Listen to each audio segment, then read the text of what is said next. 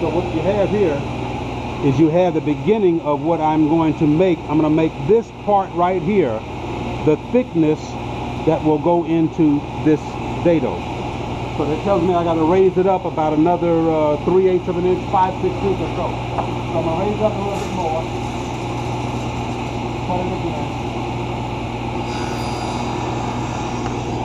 I can see I still got to go some more. A little bit more. Cut it again. I'm not quite there. That looks a little thick. That looks to be about 3/16. I want 1/8 of an inch.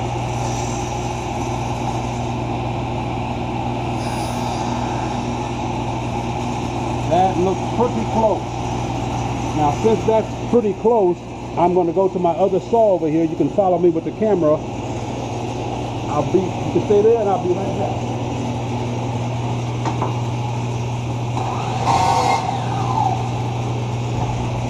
So now that I've got that done, I need to start checking to see if this will go in here. It's a little tight, and I don't want it to be tight because it'll bust things loose. I want it to fit, and I want it to have a little bit of room so that when I put my glue in there, the glue will fill up the gaps and hold that joint solid. So I'm going to come up on my saw. Just about there. And run this through one more time.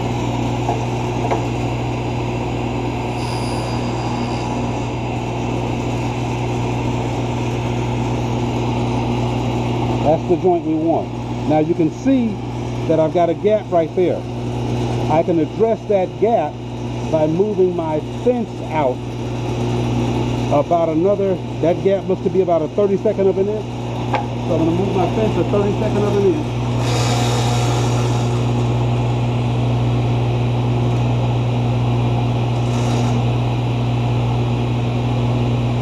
And make my final cut on that.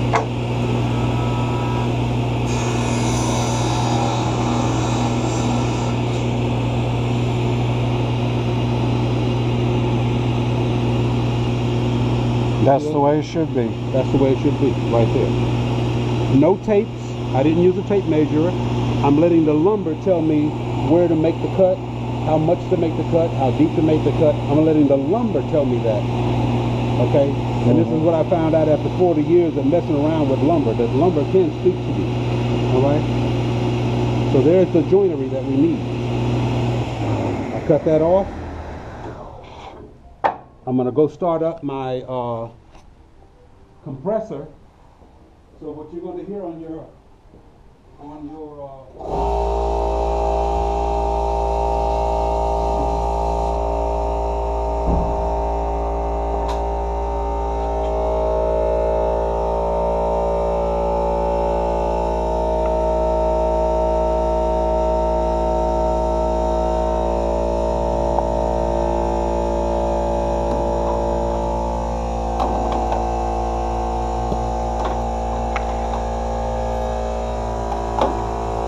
what you're listening to now is the compressor running, and the compressor is running because I'm getting ready to put a couple of pin nails in here. So what I'm going to do, and I typically don't do this on my saw table with glue and all that kind of stuff, even though you can see some coffee stains that came from me dropping coffee on my table the other day. So here's what I do. I'm going to take and put a little glue in this joint.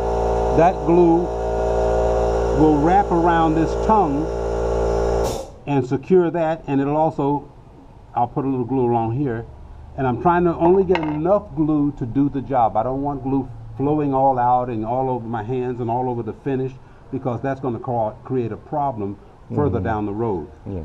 So what you do is you put just a little bit of glue in this joint, and I could do it one of two ways. I can put it in the joint like this,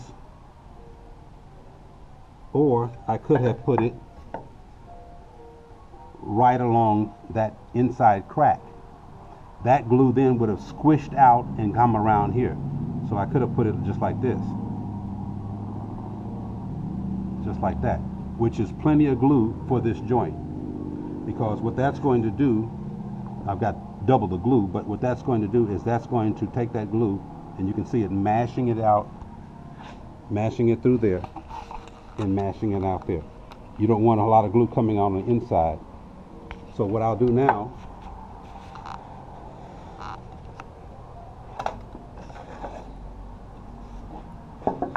Yeah. you there? Yeah, I'm here. Okay. Yeah. Can you see this side? Yeah. Okay. So now I'm going to put a pin there and put a pin there. Now Yeah. I don't have my gun set because I was doing a different job a little while ago, so my gun wasn't set to go all the way down. But this is doing it just exactly what we talked about earlier, is that pin is coming through here this way, and then this finger on here, on this piece, is going in that way, so it's going to hold them together. Yeah, but the thing, And- the difference in this joinery and what you saw on the drawer that you brought in is that, number one, I'm using a pin that doesn't part the Bible. Yeah. Let's say that. I'm using a pin that will not split that. And I didn't put it so close to the end where it has the ability to split it. I put it down here about a half an inch or more from the end. So those two pins will hold this drawer together. Now I'm going to show you a real quick trick. You notice that I didn't get my pins in all the way? Watch this. This is a trick that I will show people. You take these out. Take them out. Close it up. And hopefully this will still fire. And what I'm going to do is I'm going to put the head of this over that nail.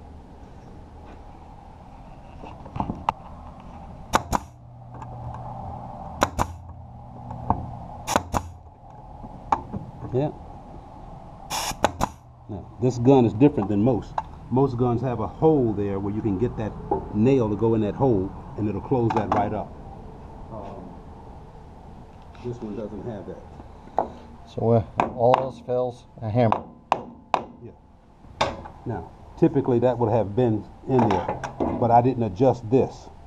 On the last job I had adjusted this so that the nail sticks out. I wanted the nail to stick out for a reason, because I wanted to pull the nail out later. The nail was just there to hold something, and I was going to pull it out later. Now I forgot to do that, so we have that situation. No big deal. All right, so, and this is what I talked about having too much glue, is that you wind up getting glue Everywhere. everywhere. So avoid that. All right, then there's your bottom. So there is the correct way and the proper way and the way that you will have a drawer that won't fail you. So bottom, front, side. Side. That's the way it should be done. That's the way it should have been done. Okay. Now, That's the way we do it. yeah. Now, in order for me to break this, let me show you what it takes to break this apart. Now this is just, it's got two pin nails in it, and it's just been glued. The glue's not dry. The glue's not dry or anything like that, but let me show you what structure, the structure of what I'm getting ready to dismantle is what held that drawer together. Okay? Now, had the glue dried, All of that would have still been in there. all of this would have had to come off. Yeah. All of this right here would have had to come off. I would have had to split all of this and break all of that apart. What basically happened was that I knocked it apart with the pins. Okay, the pins failed on me. But if you can understand what I'm saying, if that were dried up, totally dry, you would have broken all of this. You would have broken all of this off. All of this would have had to break off.